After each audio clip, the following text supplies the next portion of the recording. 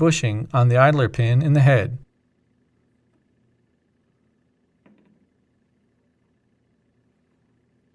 Place a 10 to 15 thousandths of an inch head gasket on the pump head.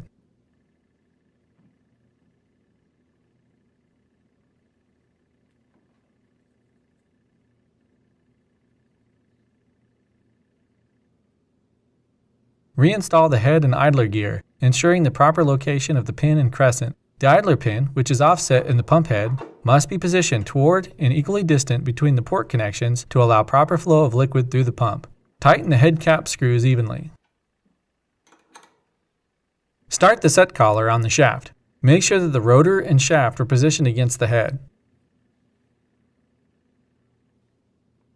Locate the set collar so that the set screws are directly below the seal access holes on the side of the bracket. Tighten all set screws to secure it to the shaft. Screw in the pipe plug into the bracket access holes.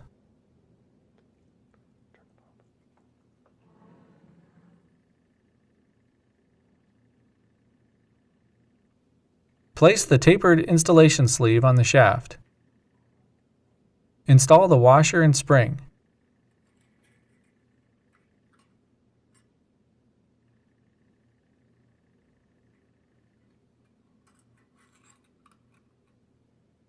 Coat the rotor shaft, tapered installation sleeve, and inside the rotary member of the seal with a generous amount of light oil. Start the rotary member on the shaft and ease it over the tapered installation sleeve. Avoid touching the seal faces.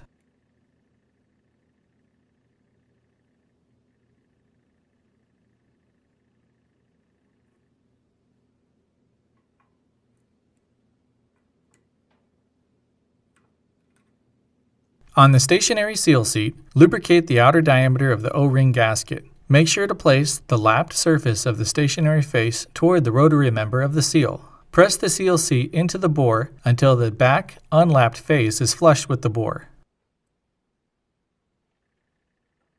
Install the seal holder, cap screws, and nuts and tighten securely.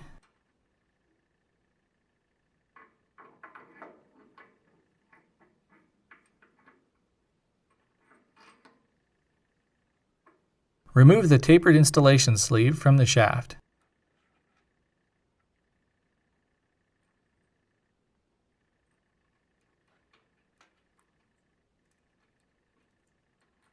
Install the lip seal in the bearing housing with the lip toward the end of the shaft.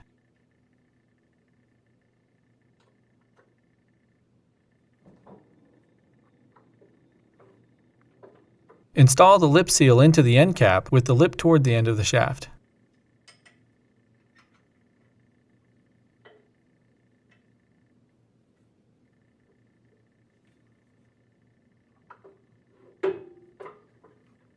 Pack the bearing with grease and push it into the bearing housing.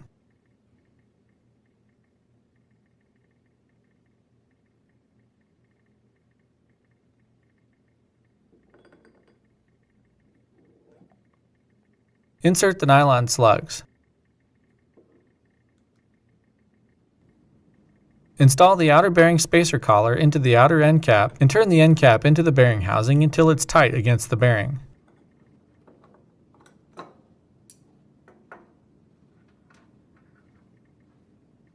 Tighten the two radial set screws to lock the end cap in position. For tapered roller bearings, see the appropriate technical service manual for lip seal orientation and the proper method for applying preload.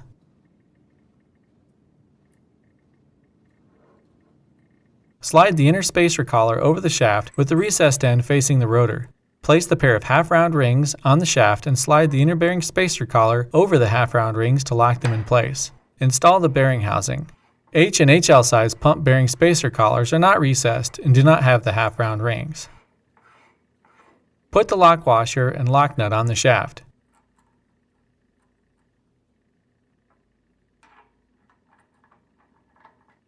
Insert a length of hardwood or brass through the port opening between the rotor teeth to keep the shaft from turning. Tighten the lock nut to 50 to 70 foot-pounds of torque for size H and HL pumps or 100 to 130 foot-pounds of torque for larger pump sizes. Bend one tang of the lock washer into the slot of the lock nut. If the tang does not line up with the slot, Tighten the lock nut until it does. Failure to tighten the lock nut or engage the lock washer tang could result in early bearing failure and cause damage to the pump. Tighten or loosen the bearing housing until the rotor shaft can be turned by hand with a slight noticeable drag. This point is known as the zero end clearance. Mark the position of the bearing housing with respect to the casing.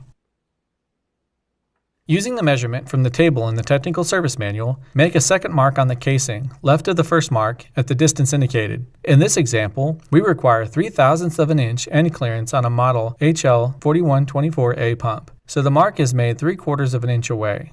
Rotate the thrust bearing assembly counterclockwise until the bearing housing mark aligns with this new casing mark. Tighten the 2 self-locking set screws in the outboard face of the bearing housing with equal force against the bracket. The pump end clearance is now set and locked. Be sure the shaft can rotate freely. If not, back off an additional length on the outside diameter and check again. Your mechanically sealed universal seal pump with seal located in the stuffing box is fully repaired and ready to be put back into service. Lubricate all grease fittings with multi-purpose grease NLGI number 2 and follow the suggested maintenance located in the appropriate technical service.